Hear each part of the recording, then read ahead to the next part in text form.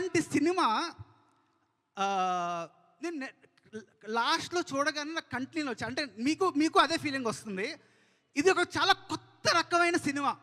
అసలు తెలుగులోని ఇలాంటి కంటెంట్ రాలేదు అని నేను గట్టిగా నమ్ముతున్నా.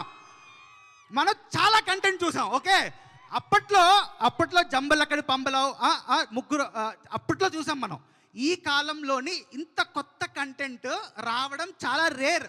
ఇలాంటి హారర్ కామెడీ మనం ఎప్పుడు చూసి ఉండము. మీరు సినిమా చూస్తున్నప్పుడల్లా అరేంట్రా అరే ఇదేంట్రా అంటే మీరు అసలు ఒక్కొక్క సీన్కి ఇలా కూడా ఉంటుందా సినిమా అని ఆలోచిస్తారు. అది నా నమ్మకం. అండ్ ఇలాంటి సినిమాలు చాలా ఐడియాస్ చాలా మంది డైరెక్టర్లకి, చాలా మంది రైటర్స్కి వస్తాయి. కానీ ఇలాంటి సినిమాకి ఒక బ్రాండ్ ఒక బ్రాండ్ మీకు చెప్తున్నాను.